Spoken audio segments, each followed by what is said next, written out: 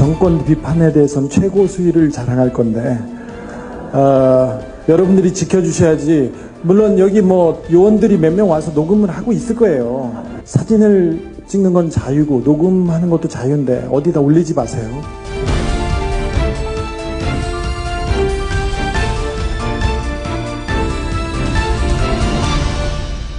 김용민 브리핑 애청자 여러분 안녕하십니까?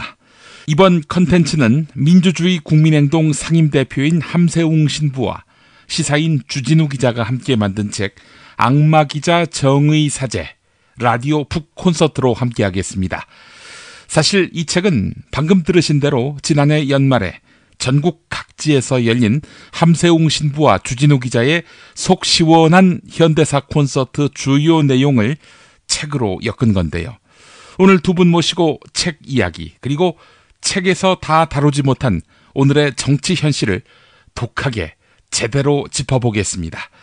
광고 듣고 함세웅 신부, 주진우 기자 초대합니다. 야, 근데 홍어가 진짜 그렇게 몸에 좋아? 아이 끝내준다니까. 근데 비싸지? 열라 싸고 열라 맛있는 홍어가 있다니까. 어디? 알싸한 홍어. 네이버 검색창에 알싸한 홍어를 검색하시고 1599-6456 전화 주문도 가능합니다. 중고차 거래하면 일이 술술 잘 풀리는 조광래 중고차 1800-9538 고맙습니다. 노력한 만큼 내어주는 자연, 그 자연의 마음을 알기에 정성농장 홍삼. 검색창에서 정성농장 홍삼을 검색해주세요. 010-9754-6972. 다이어트 전문 쇼핑몰 비타샵에서 수십 가지의 동결건조 채소 과일에 세 가지 단백질, 비타민, 미네랄과 효소를 간편하게 먹을 수 있는 그린 스무디 다이어트를 추천합니다. 비타샵을 검색하세요. 악마기자 정의 사제, 시사인 북에서 나왔는데요. 악마기자 모셨습니다. 주진우 기자님. 안녕하십니까, 주진우 기자입니다. 그 자체로 역사이며 현대사인 우리 함세웅 신부님. 네, 안녕하세요. 반갑습니다. 네, 이 두 분을 한꺼번에 스튜디오에 모셨습니다. 악마기자 정의 사제, 이게 지난 연말 연초에 있었던 현대사 콘서트. 네. 이게 계기가 됐죠? 그걸 계기로 한국 현대사를 이렇게 들추어 보면, 반추해 보면, 박정희 시대를 반추해 보면 박근혜 대통령이 그대로 보입니다. 박근혜를 그대로 보면 한국 현대사가 가진 문제점이 그대로 보인다는 얘기를 담았습니다. 그러면서 또 오늘 한국 정치를 읽을 수 있는. 근데 그 당시에 그 콘서트 하실 때에는 총선 전망이 매우 어둡지 않았습니까, 신부님? 네, 많은 분들이 그렇게 말씀하셨는데 저는 이제 그 전에 개인적으로 이석기 전 의원 구속되고 그리고 통합진보당이 해산되는 과정에서 많은 분들이 충격을 받으시고 좀 아파하셨어요. 그래서 이대로 있을 수 있느냐. 이게 저와 동년배 분들 또 민주화 운동 활동하셨던 분들이 함께 모이셔서 노력하셨는데 또 저 나름대로 사제이지만 이 많은 분들과 대화를 나눠야 되겠다 그래서 전국 한 50여 개 지역을 다니면서 강연, 만남 시간을 가졌었어요. 그러면서 우리가 이 시대를 바꿔야 되겠다. 그렇게 고민하고 있던 차에 제가 늘 다니는 데는 물론 젊은 세대도 오셨지만 주로 연세 드신 분들이세요. 그러니까 이제 우리 주진우 기자님과 또 그 시대를 고민하는 다른 분들이 좀 아깝다. 우리 주진우 기자님이 움직이면 젊은 세대들이 많이 따라오시잖아요. 지금도 그런가요? 조금 남아있어요. 아니에요. 제가 다녀보니까 굉장해요. 그래서 옛날에 신부님 좀 더 굉장했거든요. 그랬어요. 저는 뭐 그 옛날에 못 봤는데 작년에 봤을 때도 그래서 제가 그럼 주진우 기자하고 같이 다니면 젊은 세대들이 더 많이 오니까 젊은이들과 함께 시대를 고민하면서 앞날을 좀 꿈꿔야 되겠다. 그래서 이제 이런 뭐 강연, 대화 모임을 시작하게 되었어요. 그 현대사 콘서트가 있었는데 그 콘서트에 발언 내용을 담은 책이 바로 악마 기자 정의사제지요. 네, 그렇습니다. 이 콘서트 때 정말 독한 멘트 많이 나왔다고 소문이 났는데. 뭐 다른 건 몰라도 예. 이 정권 비판에 대한 수위는 예. 최고를 자랑하죠. 그래서 사실은 이 콘서트가 두 분의 무덤이 될 것이다. 그렇죠. 이런 소문도 적지 않을 정도로. 사실 콘서트가 끝나고 두 번째부터 프랭카드가 붙었는데 신부님 우리 끌려가는 거 아닌가요? 뭐 그렇죠. 수위는 항상 그렇지만 최고를 자랑했습니다. 예. 사실은 우리 함세웅 신부님은 박정희도 제대로 경험하신 분 아닙니까? 네. 예. 박정희한테도 쓴소리를 하시다가 감옥 가셨죠. 76년 네. 3.1절 미사 예. 영동성당에서 봉헌하면서 네. 목사님들과 함께 그때 문익환 목사님 계셨고요. 네, 2부, 3부를 했는데 김대중 대통령도 오시진 못했고 같이 이제 서명을 했는데 네. 이 박정희 그분이 이제 김대중 씨 이름만 들으면 경련을 일으켰다고 그래요. 그런데 그날 그 서명자 명단에 김대중 전 대통령이 이제 있었던 거예요. 이분이 이제 그날 3.1절 국가 경축일이니까 저녁에 좀 쉬고 있던 터에 명동에서 미사 봉헌하는데 김대중 대통령 성함이 여기 있다. 이렇게 보고를 하니까 그냥 술 한잔 마시고 좀 취한 상태에서 기분도 언짢으니까 그냥 전원 구속해 이렇게 명령을 했어요. 그러니까 뭐 누구 하나 이의 제기도 못한 채 직원도 못한 채 모두 다 구속이 되었죠. 목사님들, 정치인들, 변호사들 그리고 미사 주관했던 저희 사제들 또 구속이 되었어요. 사실은 그냥 성당에서 미사 봉헌하고 순국 선열들 기리면서 또 우리 구속자들 석방을 염원했고 물론 민주주의를 염원했고 뭐 이런 것에서 결과적으로 이제 박정희 유신 체제를 물론 비판했죠. 또 신앙인의 이름으로 또 시민의 이름으로 역사의 이름으로. 근데 그게 이제 화근이 되었던 것이었어요.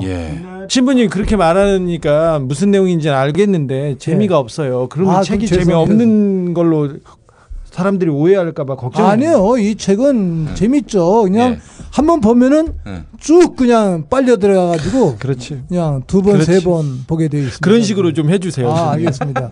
또 주진우 기자가 명물이에요. 이분이 저하고 대화한다고 그러고는 자기 혼자 얘기를 다 해. 저는 얘기도 못했어요. 아니 말도 안 돼. 이거는 정봉주 알잖아. 저희가 이렇게 나는 꼼수다를 이렇게 하는데 정봉주가 말을 조금 덜 하지 않습니까? 그럼 그날 방송이 잘못됐다고 계속 호통을 치고 막 그랬어요. 그리고 자기 혼자 마구 떠들면 오늘 방송 좋아, 무조건 좋아 이렇게 하고 갔는데 신부님이 그런 좀 깔때기 요소가 있었어요. 그러시구나. 우리 유신 시대 정봉주. 네. 우리 그러고 보니까 신부님도 감옥을 다녀오셨죠? 그렇죠. 그때 갔었죠. 76년부터 가셨고 또 무슨 일만 있으면 잡혀가고 중정에 매번 끌려가시고 그러시죠. 아니, 고초를 당하시기도 했습니까? 아니요. 저는 뭐 물리적인 고통은 안 받았어요. 왜냐하면 우리는 이제 민주학령 관계자들, 인혁당 관계자들 중앙정부에서 고문했다라고 막 항의를 했잖아요. 그러니까 저희들이 항의를 했으니까 우린 데려가가지고 우리 이렇게 고문 안 합니다. 이러는 거예요. 그 대신 밤잠은 못 자고 또 물리적인 욕도 많이 하고 심리적인 모욕도 고문. 하고 그런 건 그것도 외국에서는 사실은 고문이죠. 엄청난 고문이죠. 안 재우고 안 먹이고 그리고 우리 한국 사회에서는 그걸 고문이라고 안 그래요. 우리는 진짜 좀 물고문, 통닭구이 정도는 전기고문 묶어다가 그런 걸 고문이라고 그러죠. 이제 신부님이 근데 이렇게 끌려가시면서 처음 끌려가셨을 때 그렇게 내복을 이렇게 끼워 입으셨어요? 끌려가지 않고 그냥 내 발로 갔어요. 네, 잡혀갔을 때 처음 갔을 때 이렇게 내복을 입으셨어요? 처음에는 이제 가자고 그러는데 불안하잖아요. 중정이었죠. 중앙정보부에서. 그래서 어떡하나 해서 안 가겠다고 그랬더니 이제 뭐 가야 된다는 거예요. 그래서 이제 약속을 했어요. 어느 날 이제 가기로. 그래서 이제 먼저 고생하셨던 신부님들, 박상래 신부님 바로 지난주에 돌아가셨는데 그분이 이제 학생들 도와주시고 또 정의구현 활동을 앞장서셨는데 저보다 먼저 중앙정보부에 가서 고난을 받으셨었어요. 네. 그래서 이제 그 신부님께 제가 찾아가 뵀죠. 예. 내가 내일 모레 낮에 중앙정보부에 가는데 어떻게 해야 됩니까? 그랬더니 이상하다. 낮에 안 들어가고 보통 밤중에 들어가서 막 때리는데 그러더니 혹시 그래도 모르니까 내복을 입고 가라고. 예. 8월인데 삼복더위에. 그래서 내복을 입었죠. 예. 그냥 땀도 나고 막 그러는데 그래야지 좀 뭐 물리적으로 때려도 좀 덜 아프잖아요. 그래서 내복을 이렇게 입고 갔는데 그날은 이제 저를 외교구락부 그 남산 옆에 바로 식당이 하나 있었어요. 네. 예. 그리 가서 또 에어컨도 있는 자리였기 때문에 그냥 점심 대접받고 왔는데 말하자면 심리전으로서 우리가 누군지 좀 말로 협박을 하더라고요. 이렇게. 그래서 이 사람들이 이렇게 협박을 하는구나. 그게 이제 저와 저희들 사제들이 어떻게 구성되었는지 이런 거를 이제 좀 염탐했다고 그럴까? 조직도를 그리기 위해서 간첩 조직도를 그리려고. 신부님이 지금도 굉장히 더운데 전 반팔 입고 왔었는데요. 김용민 PD도 반팔 입고 있는데 신부님은 스웨터에 자켓에 그리고 안에 내복도 입으셨어요. 근데 신부님이 중정 맨날 끌려다니시고 그다음에 감옥 가시고 그래서 추위를 많이 타세요. 그래서 너무 안타까워요. 그래서 여름에도 이렇게 옷을 끼워 입으세요. 그래서 여름에 신부님 모시고 이렇게 지방 어디 가지 않습니까? 그러면은 저는 더위를 많이 타니까 신부님이 걱정하시죠. 그러면서 주 기자 오늘은 에어컨 틀어 그러면서 29도에 맞춰 이렇게 해요. 29도가 그 건강에 좋은 온도예요. 그래서 항상 지방에 갈 때마다 너무 괴로웠었어요. 지금은 28도예요. 28도. 아이고 좀 내려갔구나. 예. 알겠습니다. 미국 장사랑! 구렁이 똥 이뻤다. 장이 살아야 내 몸이 산다. 배변 활동에 도움을 주는 건강기능식품입니다. 미궁 장사랑. 지금 검색창에 미궁 장사랑을 검색하세요. 음식 창업은 몬스터 셰프. 원가 창업은 몬스터 셰프. 창업의 끝판왕 몬스터 셰프. 네이버 검색창에 몬스터 셰프라고 쳐주세요. 상담 문의 458-8838 458-8838 몬스터 셰프. 정권 교체를 함께 염원하는 판촉물 쇼핑몰 네피알. 기념품, 답례품, 기왕이면 네피알로 인터넷 검색창에 입력하시거나 032-519-4800으로 전화하세요. 카카오톡 아이디는 네피알. 일산 라페스타에 있는 풍무 양고기, 즉석에서 숯불에 구워먹는 양갈비하고 양꼬치, 이거 맛보시면 다른 걸 찾지 않아요. 못하니요 시방, 빨리 예약들 안 하고 031-902-9292. 신부님 지난 이제 박정희 정부를 돌이켜보고 지금 박근혜 정부를 돌이켜봤을 때 이 그림이 보이실 것 같아요. 이거 확실히 아버지 시대를 그대로 베껴서 지금 통치하는 거 아닙니까? 그 수준에서 그 인식으로. 그냥 좀 부끄러워요. 부끄럽고 이 뭐 박정희와 박근혜 두 사람만 비교할 일이 아니고. 뭐 어떤 의미에서 2000년 전에 제가 신앙적 관점에서 말씀드리면 예수님이 희생되셨던 그런 시대와 또 오늘 또는 구약 시대 때 이스라엘 백성들이 에집트에서 노예살이를 했던 때 바빌론에 유배 생활을 했던 때 그때와 조금 더 다름이 없고 또 가깝게는 일본의 나라를 빼앗겼을 때 우리 신치호 선생님 같은 분이 쓰신 그 독립선언문 같은 글을 읽으면 우리 시대에 그대로 적용되는 문헌들이더라고요. 그래서 제가 개인적으로 묵상할 때는 인간의 그 본성, 악성이 존재하는 한 이 불의한 정권, 억압, 폭압은 늘 지속되는구나. 그래서 그 불의성을 타파하고 정화시키고 인간을 그 뭐 제자리로 가게 하는 회개랄까 그런 삶으로 이끌어야 되지 않을까 이런 생각하면서 매일 저도 개인적으로 이제 기도할 때마다 하느님 이 불의한 자들, 불의한 정권, 부패한 관료, 또 재벌, 또 잘못된 이 언론인들 깨우쳐 주시고 회개시켜 주십시오. 그리고 저와 또 우리 국민 신자들 모두를 또 깨우쳐 주십시오. 이렇게 기도를 올리고 있거든요. 그게 사실은 이 박근혜 시대를 지내면서 마음이 아프고 또 너무 부끄러워요. 우리가 일본을 지금 꾸짖고 있습니다만 일본을 꾸짖을 자격이 없는 게 일본이 뉘우치지 않고 잘못을 고백하지 않는데 우리 지금 정권을 잡은 사람들 이 새누리당 또 박근혜 청와대 부패한 관료 검찰 판사 이런 모든 사람들이 똑같은 거예요. 그 친일의 악이 바로 친일파들의 악이 우리 안에 내재되어 있습니다. 이제 그거를 우리가 정화시키고 깎아내려야 되겠다. 이런 생각하면서 우리 젊은 세대 분들과 함께 대화를 나누고 고민하고 있습니다. 이제 총선 때만 해도 이 국민이 이 앞을 보지 못하고 있구나 이렇게 생각했었는데 알고 보니까 국민들은 다 알고 있었어요. 종편이 아무리 왜곡하고 공중파에서 그리고 조중동이 아무리 왜곡을 하더라도 국민들이 가슴에 쌓아놨고 세월호 문제도 박근혜 그냥 혼이 빠져버린 그런 그 일탈 행위에 대해서도 다 알고 있구나. 오히려 국민은 정치인들보다 훨씬 더 높은 수준이구나 이런 생각에 희망을 갖지만 그럼에도 불구하고 저는 굉장히 뭉쳐서 열심히 싸워야 된다고 생각해요. 아직도 48대 52의 이 지형은 바뀌지 않았다고 생각해서 지금 1년이 내년 1년이 가장 그 현대사의 가장 중요한 시점으로 보고 저는 제가 할 수 있는 모든 거를 하겠다고 생각하고 있어요.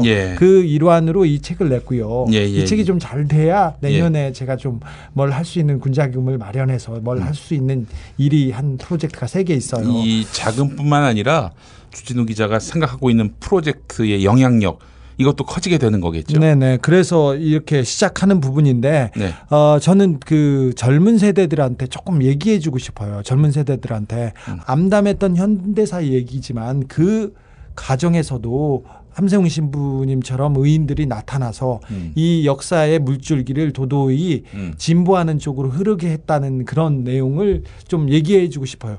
부끄러운 현대사지만 중간중간에 이렇게 뛰쳐나오는 의인들 때문에 우리 현대사는 자부심을 가질 만하다 이런 생각에 패배와 반역의 역사로만 한국 현대사를 이해하는 것은 그건 무리다.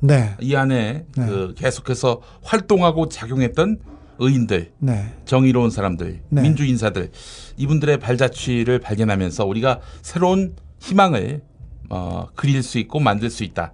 이런 말씀인 거예요. 네, 그렇습니다. 우리 신부님은 구약 시대로 말하자면은 예언자 같은 역할을 하신 거 아니겠습니까?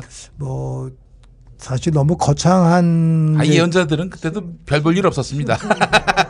좀 말씀하신 대로 세상을 바꾸는 그 책무를 예언자적 소명이라고 얘기를 합니다. 이제 그러니까 저와 우리 동료 사제들 또 함께했던 많은 또 우리 동지들 신앙인들 그런 마음으로 살아왔습니다. 이제 성서의 교훈에 입각하고 또 박정희 시대를 정면으로 관통하신 민주화 운동 인사로서 박근혜 정부의 남은 400일 어떻게 전망하십니까? 400일이 남았냐? 얼마 전에 444일이었어요. 진짜로?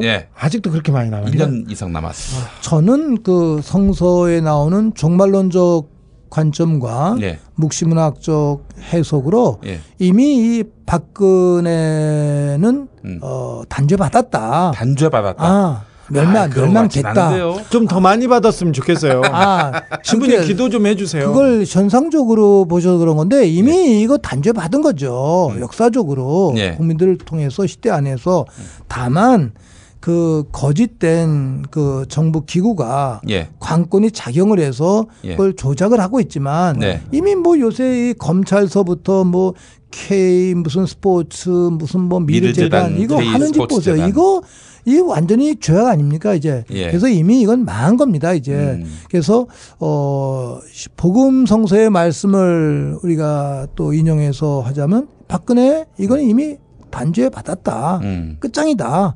그래서 그 다음 내년 선거가 있습니다만 아름다운 미래를 이룩할 수 있는 정치인도 우리가 이제 선별하는 그러한 일에 초점을 맞춰야 되겠죠. 이제 그런 내용들. 저는 그렇게 신학적으로 해석하고 기도하고 있습니다. 이제부터는 이미 도덕적 기틀이 무너졌고 권위를 상실했기 때문에 그냥 뭐 식물 정권이다 이렇게 보시는 거군요. 그래도 과거에는 막 들불처럼 민중들이 일어나고 그랬었는데 지금은 왜 그런 동력이 사라졌을까요? 그게 좀 안타깝고 마음이 아픈데 시대가 바뀌었기 때문에 그런 것 같아요. 제 생각으로는 70년대 또 80년대는 분명한 독재 또 1인 독재, 군부 독재, 박정희, 전두환 독재 체제였습니다. 이제. 그래서 또 시대가 단순했기 때문에 이 박정희의 타파, 전두환의 타파를 부르짖으면 다 함께 이렇게 모이실 수가 있었는데 87년 6월 항쟁 이후에 시민사회가 다원화가 되었어요. 그래서 각자 영역에서 좋은 일을 많이 하시는데 좋은 뜻을 많이 하다 보니까 저희들의 힘도 분화가 되었습니다. 이제. 그래서 각자 자기 일에 충직하다 보니까 공동선, 큰 목적을 좀 놓치는 편이 있습니다. 이제. 그래서 정의를 실천하고 또 민주주의를 실천하고 통일을 실천하는 그러한 좋은 일을 실행함에 있어서도 조금 분산되어서 이기적인 접근을 하고 있습니다. 이제 그런 측면의 아쉬움인데 저는 늘 호소하기를 이때 다시 집약해야 된다. 자기 자리에서 충실한 것도 중요하지만 공동체의 선익을 위해서 공동선을 위해서 뜻을 모아야 된다. 이렇게 제가 말씀을 드리고 두 번째는 과거에는 정부를 비판하거나 또 진언을 하면 그대로 감옥에 갔었습니다. 바로 고문당하고. 네. 근데 지금은 통치 기술이 이렇게 발달되고 우리가 분화되었기 때문에 그렇게 물리적으로 고통을 안 주면서 경제적 자본주의 사회에서 돈으로 무슨 뭐 벌금이라든지 이런 식으로 이제 사람들을 괴롭히는 거예요. 밥줄을 끊어버리는. 그러니까 각자 자기 일이 바빠가지고 공동선을 좀 놓치는 것 같아요. 그러니까 저는 저와 함께 모든 분들께 드리고 싶은 말씀이 개인의 자리와 또 개별 단체의 자리도 아름답지만 더 중요한 것은 함께 모여서 연대해서 전체 선익을 찾는 공동선을 찾는 민족의 선익을 찾는 그래서 이 불의한 정권에 대해서 우리가 함께 목소리를 낼 수 있는 그러한 그 연대의식이 필요하다. 이런 것을 늘 말씀드리면서 호소하고 기도하고 있습니다. 주진우 기자님. 네. 이 정권을 어떻게 해야 됩니까? 이 정권이 혼을 중시하기 때문에. 혼을 중시한다. 잘 얘기를 들어보면 저는 무당들이 지배하는 세상 같아요. 제가 취재한 바로는 정말 맛있다. 이 말 한마디면 모든 게 설명됩니다. 30년 전통 자연의 이로움을 담은 김치 이담채 김치 1544-4586 1544-4586 술자리 많은 요즘 3차까지 달린 당신을 위한 필수품 전창걸의 새싹 땅콩차 이제 속쓰림은 잊으세요. 070-8635-1288 070-8635-1288 영화 자백을 만든 최승호입니다. 드디어 자백이 10월 13일 개봉합니다. 간첩을 조작하고 국민을 속여온 국정원 이대로 둘 수 없습니다. 대한민국을 바꾸는 모험에 함께 나서주십시오. 여러분들이 희망입니다. 3D 실물 피규어 그리고 수공예품을 제작해드리는 전문 쇼핑몰 메이드 바이어스. 사진만 보내주세요. 나만의 피규어를 제작해드립니다. madebias.co.kr을 입력하세요. 하루 2차례 대한민국과 지구촌의 오늘을 정직하게 비춰드립니다. 권력이 진실을 압도하는 세상. 김용민 브리핑은 작은 희망의 불씨가 되겠습니다. 제가 취재한 바로는 최순실과 정윤회 주변에 점쟁이들의 뜻에 따라서 국사가 영향을 받은 경우가 많았어요. 성형수술과 그 날짜들 그리고 뭐 모든 일을 진행하는 것도 다 점쟁이가 받아준 날짜로 진행되고 있다고 저는 듣고 있었습니다. 누구 성형수술? 성형수술을 그와 관련된 여자분들이 다 하셨어요. 많이 하셨어요. 그리고 계속해서 얼굴에 뭘 맞는 것도 점쟁이의 조언이라고 저는 취재하고 있습니다. 우리가 알고 있는 그분도? 거기까지는 제가 얘기하지 않을게요. 누구라고 얘기 안 했는데 누구라고 얘기는 하진 않았는데 근데 제가 이 부분에 대해서는 굉장히 오랫동안 가장 많이 취재한 기자로 말할 수 있는데 그렇습니다. 그래서 정상적이지 않은 내용이 그 부분인데 그런 사람들이 정권을 잡고 있고 그런 사람들이 다른 사람들의 얘기는 하나도 듣지 않습니다. 그래서 나라가 제대로 가는가 그런 거 국민이 올바른 방향으로 가고 있는가 이런 거는 중요하지 않고 오직 그 사람들의 몇 사람들의 심기, 혼, 기분, 기운 이런 거에 나라가 좌우되고 있어요. 근데 이거를 저희가 뭐 어떻게 무찌르거나 누가 총으로 쏴버릴 수는 없잖아요. 이것도 말이 통하지 않기 때문에. 네. 근데 상식이 통하지 않아서. 근데 이 부분은 신부님은 이미 끝났다고 하는데 이 부분은 분명히 드러날 수밖에 없는 부분이에요. 나중에라도. 금방 드러납니다. 지금은 두려워서 말하지 않는 사람들도 이 비정상 부분에 대해서는 금세 드러날 거예요. 그래서 시간이 지나서 이 문제를 명확하게 단죄하고 명확하게 사실관계를 확인하는 과정을 거쳐야 우리 현대사가 앞으로 가지 않을까 그런 생각을 합니다. 근데 그거는 어렵지 않습니다.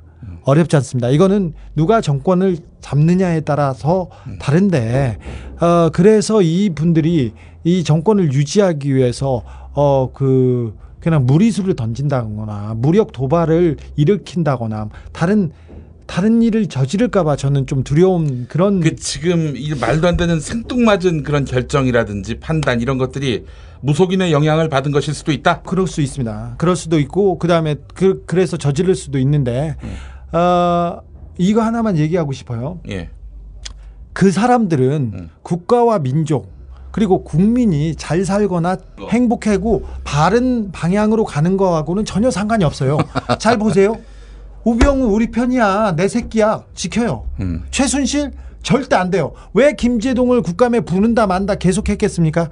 최순실 때문에 그렇습니다. 최순실을 국감에 증인을 출석시키지 않기 위해서 이틀 3일 동안 김제동을 잡아서 끌고 다녔습니다.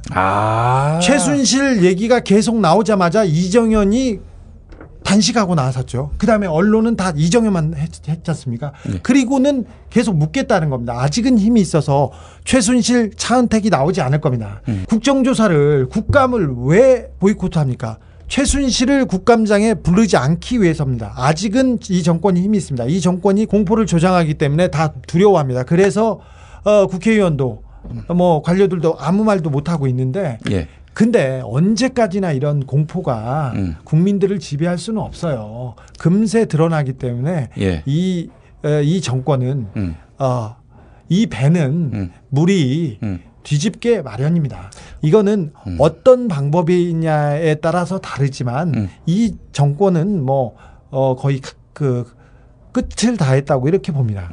뭐 결국 신부님 말씀이 맞는 말씀이네요. 최순실과 정윤회와 최순실 딸을 위해서 이 정권이 어떻게 움직였고 삼성이 어떻게 움직였고 다른 기업이 어떻게 움직였고 법무부가 어떻게 움직였고 그런 부분은 뭐 금세 드러날 겁니다. 제가 이 책이 좀 잘 되면 이 대형 프로젝트를 그 1월 중에 런칭하려고 합니다.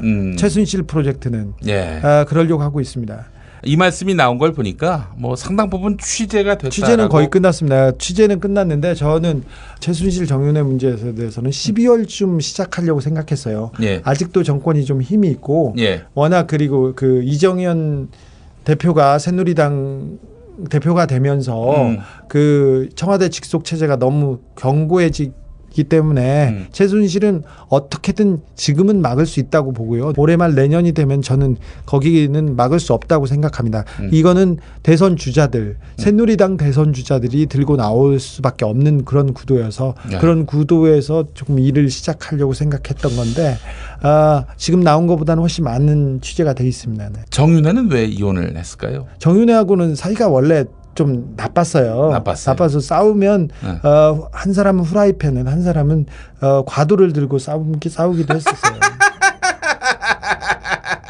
그래서 사이는 나빴어요. 근데 사이가 나빴다고 해도 삼각관계에 있는 그 삼각형의 정점에 있는 박근혜와 정윤회, 박근혜와 최순실 관계는 무너지지 않았어요. 근데 지금도 정윤회와 최순실 관계는 굉장히 좀 괴리가 있었죠. 지금은 약간 문제가 있는데 정윤회를 봐주던 점쟁이가 구속됐어요. 지난 총선에. 구속된 이유는 또 이 점쟁이가 민주당 누구하고도 관계가 있고 여러 역학관계에서 갑자기 구속이 됩니다. 그런데 그 이후로 사이 틈이 더 벌어졌을지는 모르는데 정윤회 뒤를 봐주던 점쟁이와 그 주변 상황을 보면 청와대와 정윤회의 관계는 저는 멀어지지 않았다고 그렇게 보고 있습니다. 야, 이런 비선의 그 농간이 정말 이건 상상을 초월하네요. 아니, 우리는 비선이라고 생각하고 우리는 이게 말도 안 된다고 생각하는데 거기에서는 그렇게 생각하지 않아요. 그러면 그런 식으로 얘기하면 최순실이 차기 대선 후보로 나와야지. 아니요. 그런 건 아니지만. 아니, 그게 비선이 아니라면은. 아니, 자기네들은 왜 이렇게. 최순실 씨하고 정윤회 씨가 이제 그 아버지가 이렇게 총을 맞고 성북동에 처음 살았었어요. 성북동에 살았는데 그때부터 집안을 봐줬죠. 원래 청와대에 있을 때부터 최순실 씨가 봐줬고 그런데 박근영 씨가 그때는 결혼을 해서 성북동에 살고 옆집에 박근혜 씨가 살았죠. 그러면 박근영은 신동욱하고도 나중에 만난 거군요. 나중에 만났고 그때는 어떤 재벌가 이 건너편에 있는 재벌가죠. P기업 그 기업 풍산 그렇지. 그 기업체하고 이렇게 결혼을 맺고 결혼 관계를 잘 하고 있었습니다. 근데 이 박씨 집안 사람의 얘기에 의하면 그때 최순실이 그 뒷정리를 해주고 그 일을 봐주면서 이렇게 그 얘기를 했는데 그때도 박근혜는 언니는 최순실의 얘기를 들었는데 최순실 뒤에 있는 다른 사람의 얘기를 들었습니다. 그 사람은 신기가 있는 사람이었죠. 누군지는 아는데 여기까지만 할게요.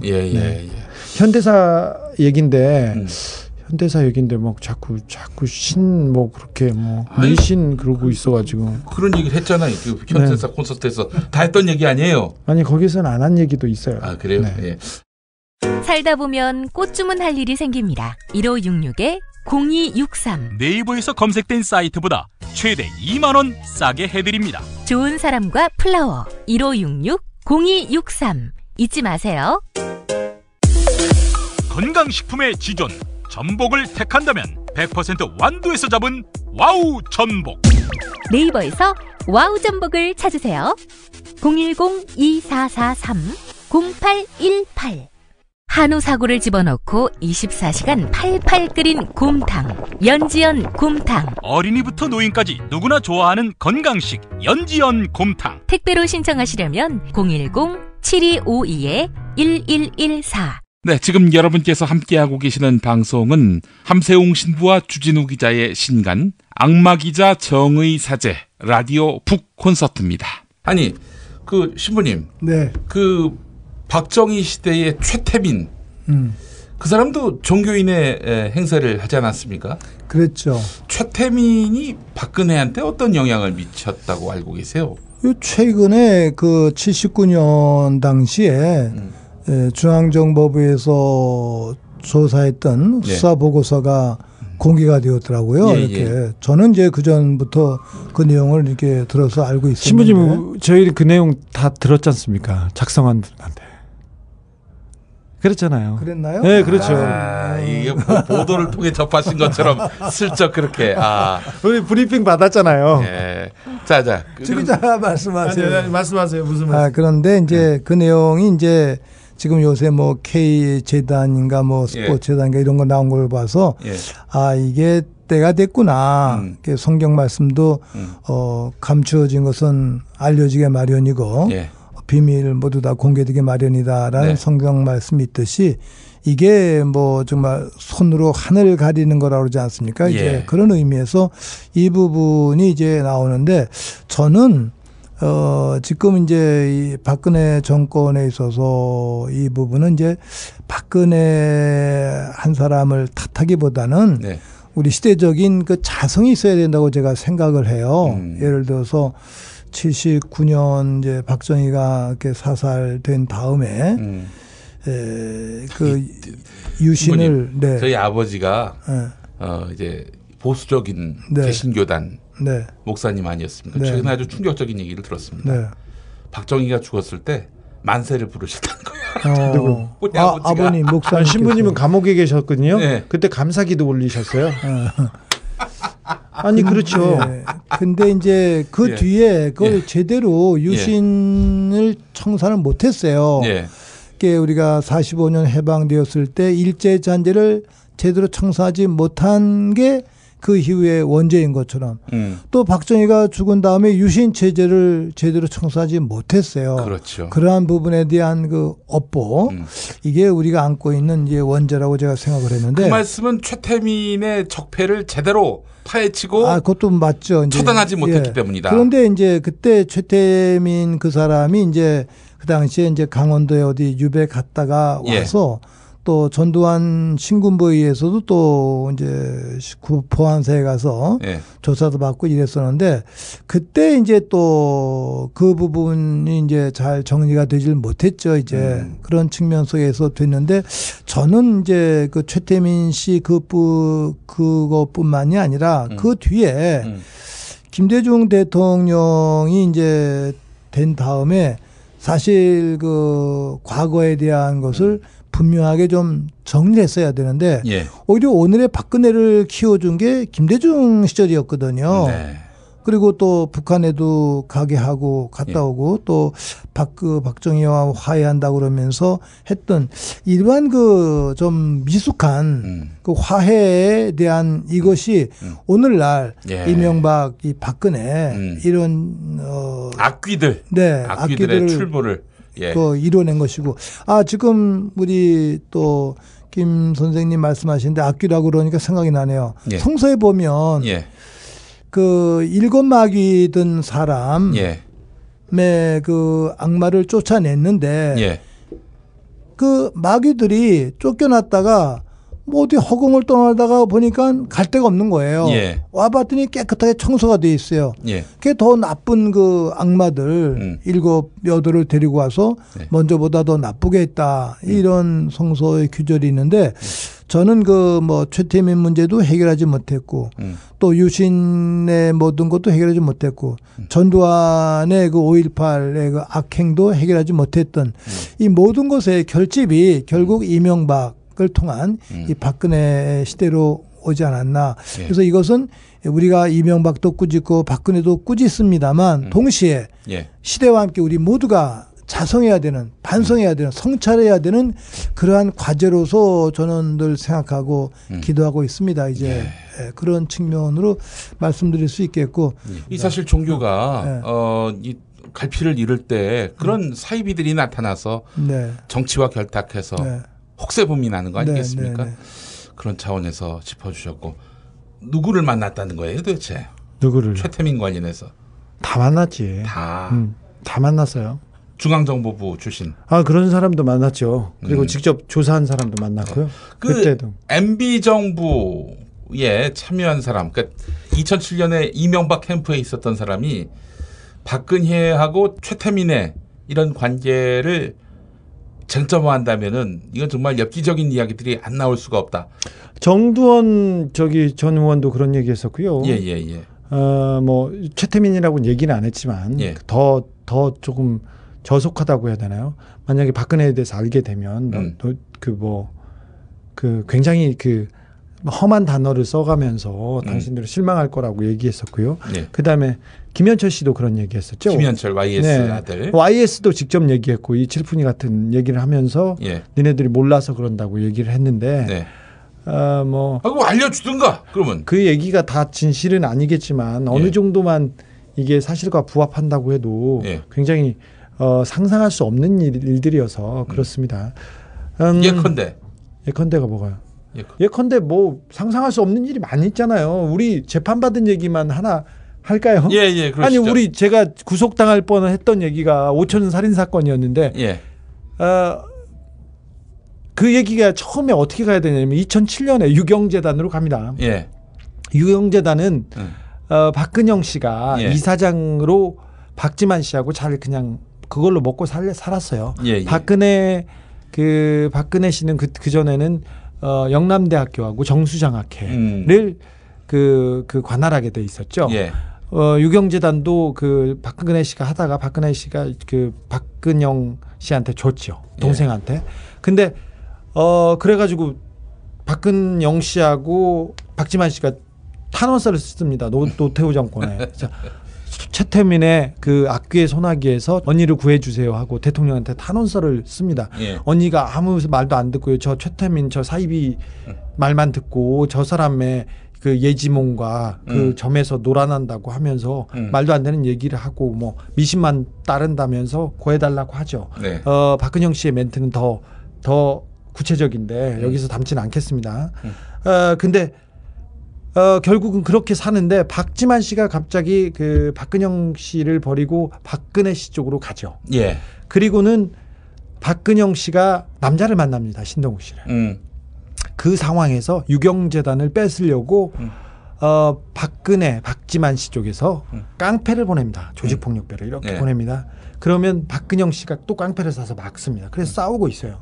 제가 리베라 호텔 커피숍에서 이렇게 앉아서 깡패들하고 얘기를 하고 있었는데 취재를 하고 있었는데 갑자기 아르바이트를 한다고 깡패들이 가는 거예요. 어디 가냐니까 어린이회관에 세종대 앞에 있는 어린이회관에서 그래가지고 뭐 하라고 아니 자기네들 재단일 봉사활동 좀 한다고. 뭔데 그랬더니 알고 보니까 박씨 집안에서 싸우고 있는 거예요. 깡패들을 들여서. 그래서 깡패를 계속 들이고 그래서 수억을 들여서 깡패를 들여서 싸워요. 그 분규는 크게 소문이 났습니다.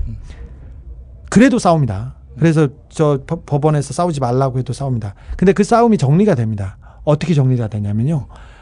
박지만 측에서 한센병 환자들을 200명 동원해서 조폭이 있는 데한테 풀어놓습니다. 그러니까 조폭 해결사들이 다 혀를 내두르고 도망갑니다. 한센인이 그 해결사로 나선 거죠.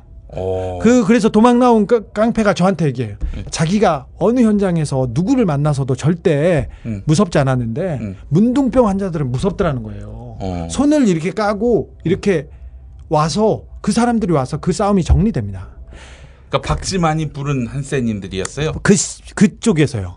근데 그 한센인의 그 우두머리는 임두성이라고 한센 그 조직폭력배였고 전과 10몇 번이었어요. 그리고 그 한센병 조폭의 오야봉이었죠.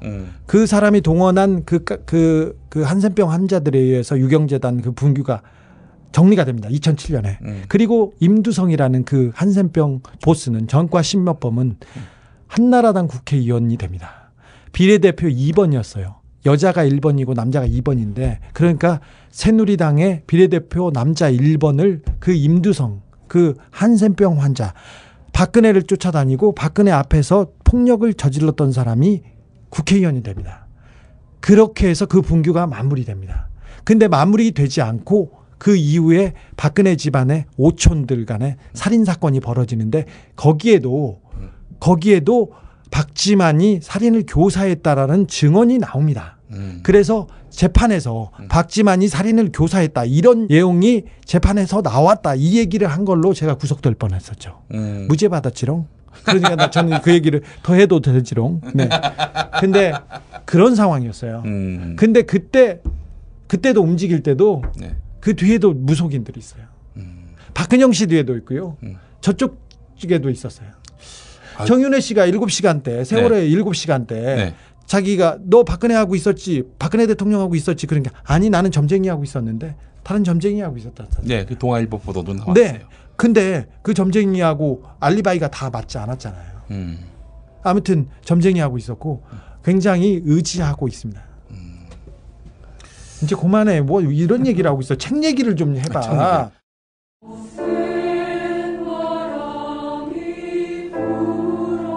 전태일 열사의 어머니, 노동운동가 이소선 여사를 기리는 이소선 합창단의 초청 공연에 여러분을 초대합니다.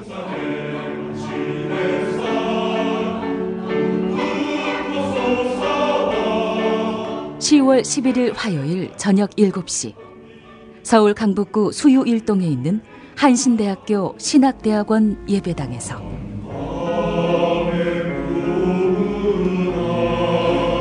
투쟁 현장에서 가슴으로 만났던 이소선 합창단의 선율, 가을의 중심에서 함께 만나보세요.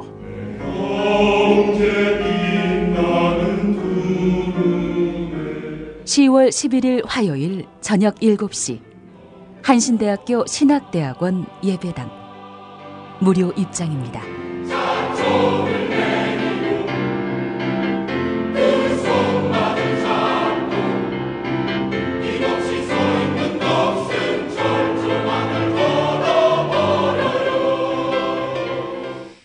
네, 민주주의 국민행동 상임대표인 함세웅 신부와 시사인 주진우 기자가 함께 만든 책 악마 기자 정의 사제 라디오 북 콘서트로 함께하고 계십니다.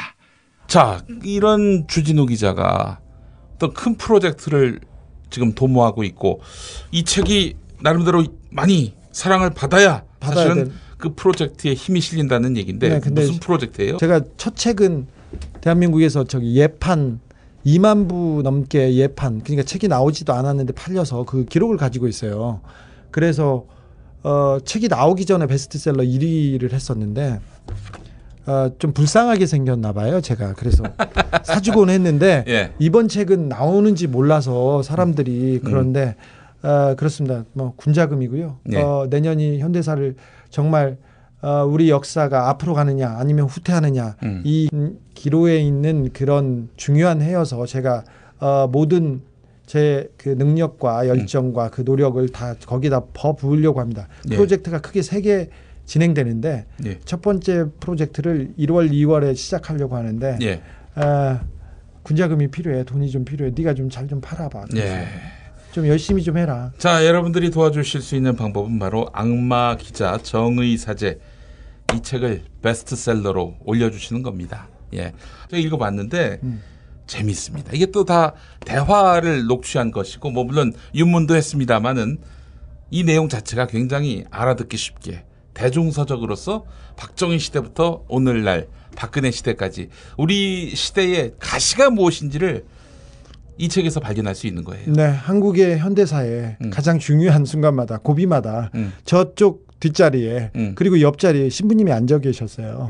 그래서 그때마다 느꼈던 경험과 그때 판단했던 판단력을 이렇게 보면 우리 시대를 어떻게 살아가면 훨씬 가치 있고 그리고 밝고 맑고 건강하게 잘 살 수 있는지 그런 지혜도 담겨 있다고 봅니다. 그래서 좀 사랑해 주셨으면 합니다. 그러면 아까 말했듯이 한국 현대사가 저도 그랬어요. 한국 현대사를 잘 알지 못했을 때는 신부님을 만나지 못했을 때는 그리고 김용민과 제가 주진우의 현대사를 진행하지 않았을 때는 한국 현대사 너무 후지다고 생각했어요. 쿠데타했고 쿠데타 세력들 친일파들이 아직도 정권을 잡고 있으니 얼마나 후져요. 네. 사실은 이런 거는 콩고나 가나 뭐 그런 아프리카 후진국에서 일어나는 일이잖아요. 쿠데타도 그렇고 쿠데타로 그 독재했는데 독재자가 총 맞아 죽었는데 총 맞아 죽은 독재자의 딸이 대통령이 됐어요. 부끄러워 죽겠어요. 그것도 선거로. 네.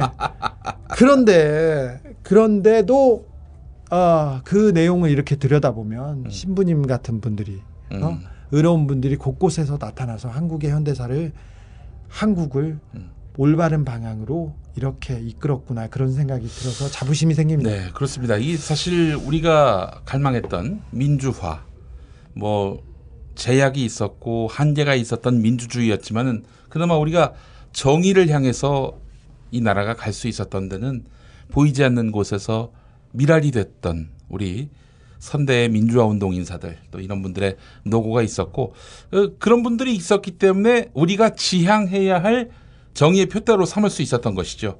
자, 그런 의미에서 우리가 아까 신부님 말씀하신 대로 지난 시대 박정희 시대 앞서서는 친일 시대 청산하지 못했던 모든 것들을 말끔하게 청산을 하고 새로운 시대를 열기 위해서라도 우리가 과거를 먼저 인지하고 이 역사 속에서 어떤 교훈을 얻어야 될지 그런 국민적 공감대가 마련돼야 한다고 보고요. 그렇다고 한다면 시사인 북에서 나온 악마기자 정의사제는 이건 뭐 한 3권씩 사서 한 권은 본인이 소장하고 2권은 버려.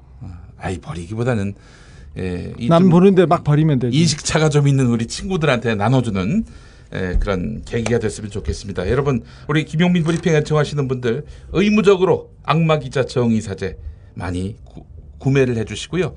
그렇게 해야 또 내년에 주진우의 넓은 활동폭이 보장되는 거 아니겠습니까?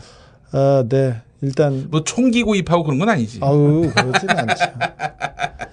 신부님, 잘 되겠죠? 네, 감사합니다. 기도할게요. 예. 자, 신부님, 우리 마무리하면서 우리 애청자분들께 참 절망의 시대입니다. 친구들 만나면요, 자살을 생각 안 한 친구들이 없고요. 또 그 자살 얘기가 나오면 다들 왜 이러냐, 좀 우리가 조금만 더 참아보자. 이런 얘기를 하는 게 아니라 사나 죽으나 별 차이가 없는 그런 우리 상황이다라고들 얘기하는데 이게 아무래도 이 구조적인 문제예요. 이런 참 정의가 실종되고 또 사람의 가치가 바닥으로 떨어진 이 세태의 원인이라고 보는데 우리 방송 들으시는 애청자분들께 위로의 말씀 또 우리가 딛고 일어서야 한다라는 격려의 말씀 좀 부탁드리겠습니다. 네, 이제 10월입니다. 이제 10월은 수학의 계절이기도 하지 않습니까? 이제 또 겨울로 또 옮겨가게 되는데 이 계절의 변화 속에서도 우리는 그 변치 않는 그 가치를 늘 지니면 참 좋을 것 같아요. 저희들 어려서 태어나면 갓난아기 시절에 얼마나 살결이 보드럽고 아름답습니까? 이제 모두가 사랑하고 또 모두 이게 사랑받는 주역들이 어린이들인데 우리 저희들이 다 한때 그러한 귀중한 존재들이었어요. 근데 그러한 우리 어린이들이 성장하면서 또 철들면서 또 커가면서 세상을 알다 보면 자연스럽게 때가 묻게 되어 있죠.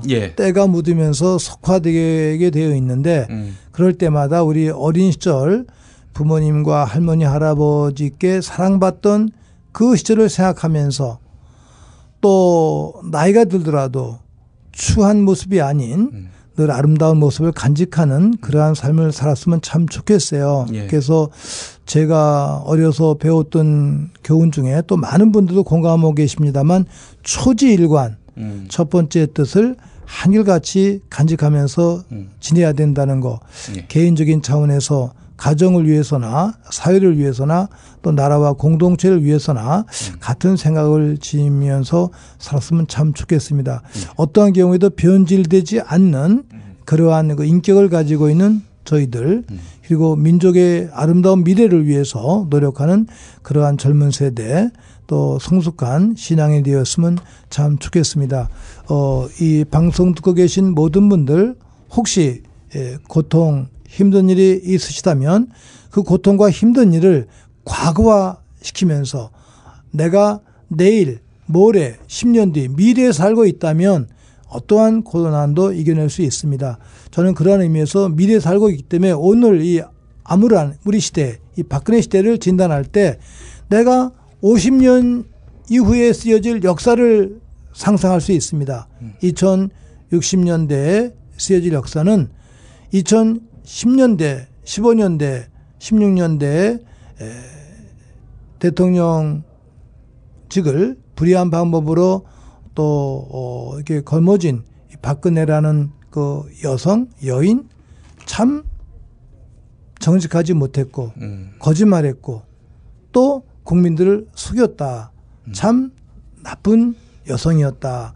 이렇게 평가가 될 겁니다. 이제 그러한 그 미래를 우리가 살면서 오늘의 현실을 이겨냈으면 참 좋겠다고 생각합니다. 모든 분들의 영육간 건강을 기원합니다. 고맙습니다. 네, 감사합니다.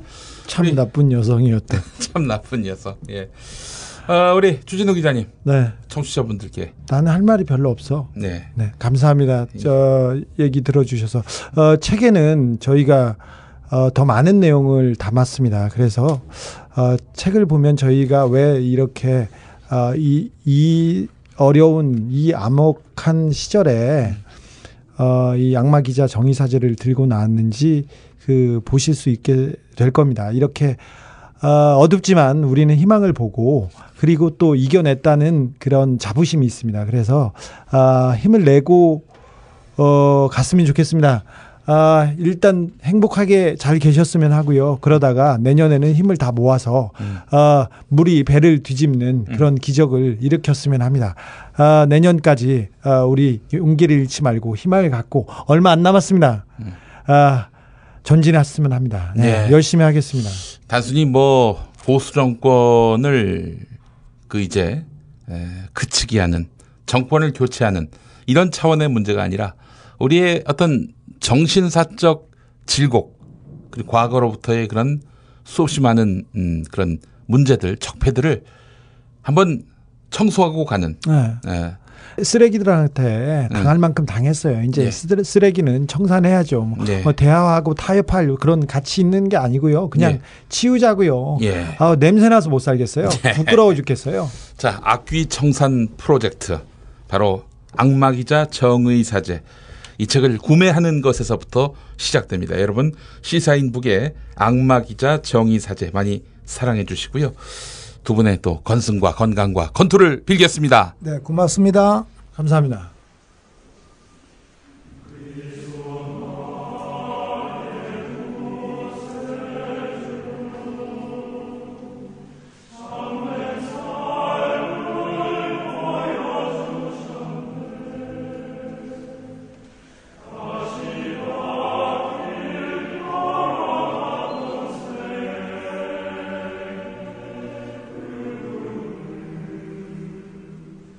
나를